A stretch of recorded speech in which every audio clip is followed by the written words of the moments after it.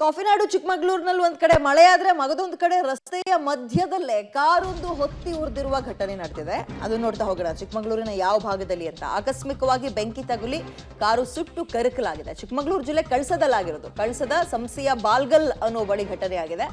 Accident ಆಗಿದ್ದ ಕಾರನ್ನ ಬೇರೆ ಕಡೆಗೆ ಸ್ಥಳಾಂತರಿಸುವಾಗ ಈ ಅವಘಡ ಆಗಿದೆ. ಕಳಸದ ಸಂಸಿಯ ಬಾಲ್ಗಲ್ ತಿರುವಿನಲ್ಲಿ ಆಕ್ಸಿಡೆಂಟ್ ಆಗಿತ್ತು. ರಸ್ತೆ ಬದಿ ಇದ್ದಂತಹ ಟಿಂಬರ್ಗೆ ಕಾರ್ ಡಿಕ್ಕಿ ಆಗಿದೆ. ಆಗ ಕಾರ್ನಲ್ಲಿದ್ದ 4 ಪ್ರಾಣಾಪಾಯದಿಂದ ಪಾರಾಗಿದ್ದಾರೆ.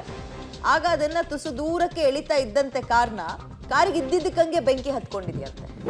ಸೊ ಕಾರು ಸಂಪೂರ್ಣವಾಗಿ ಹೊತ್ತಿ ಉಳಿದಿರುವಂತಹ ಘಟನೆ ನಡೆದಿದೆ, ಗಮನಿಸ್ತಾ ಇದ್ದೀರಿ ಸದ್ಯ.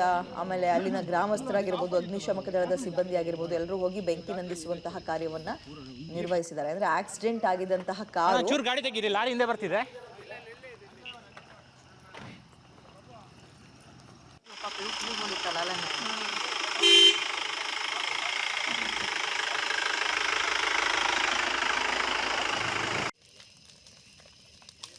ಗಾಡಿ ತೆಗೆದು ಈ ಕಡೆ ಸೈಡಿಗೆ ಹಾಕಿ